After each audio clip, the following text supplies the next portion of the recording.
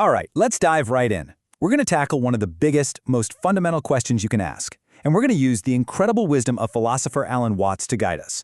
Who are you really? You know that feeling, right? Have you ever had it? Where you feel like you're just a visitor here. Like you're a separate little consciousness that was kind of dropped onto this planet. And you're just looking out at everything else through, well, two holes in your head.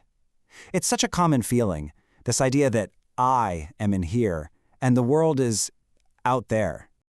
Alan Watts had this absolutely brilliant term for this feeling. He called it the skin-encapsulated ego. I mean, what a great phrase. It's that deep-down assumption that our real self, our true identity, is just the stuff that's contained inside our skin. And everything on the outside, well, that's not us. So, to really get why we feel this way, Watts says we got to look at two totally fundamental but different ways of seeing the world. And he playfully calls them the prickly and the gooey perspectives. Okay, so on one side, you have the prickle people. They see a world of sharp, clear distinctions. They love to classify things, analyze them, put everything into neat little boxes. This is the world of logic and science. But then, on the flip side, you have the goo people. They feel the underlying unity of everything. They see a world where all the boundaries just kind of blur together, a universe of connection, intuition, and flow.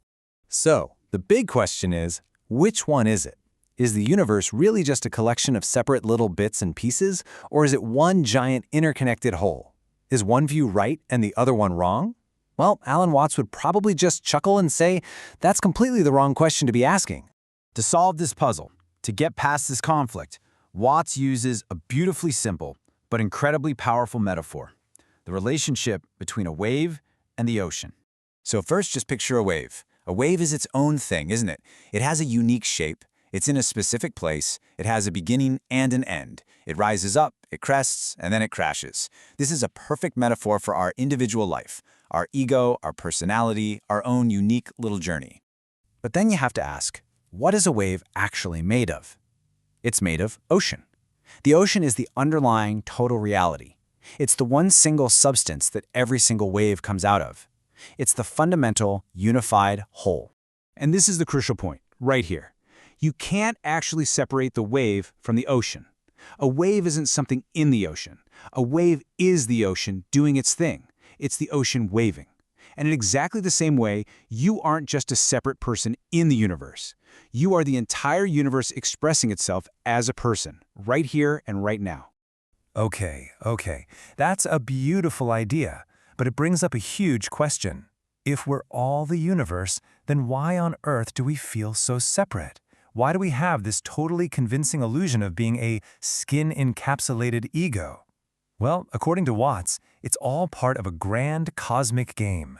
He suggests that maybe, just maybe, all of existence is one enormous game of hide and seek.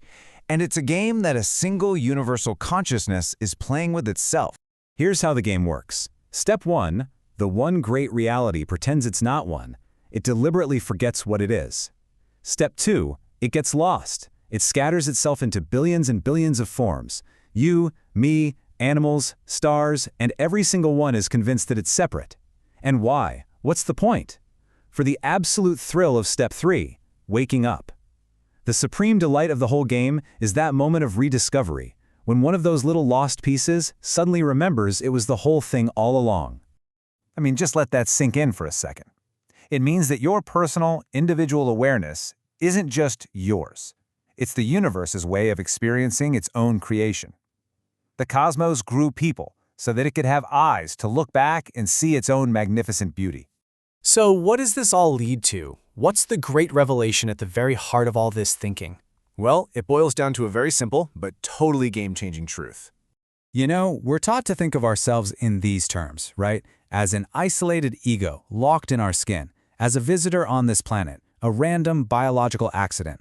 We're taught, and we feel, that we are something fundamentally separate from everything else. But what Alan Watts is saying is that this feeling, no matter how powerful and real it seems, is a profound misunderstanding of who you actually are. It's the central mistake, and it's the source of so much of our anxiety and our conflict. Here's the truth of it. You didn't come into this world, you came out of it. Just like a wave comes out of the ocean, or a leaf grows out of the tree. Your existence isn't separate from the universe at all. It's a fundamental process of the universe. You are the cosmos, experiencing itself as you. Which leaves us with one final, pretty mind-blowing question.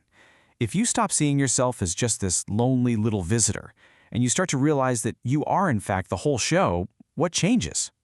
What would the universe, playing the game as you, choose to do with this one precious, amazing life?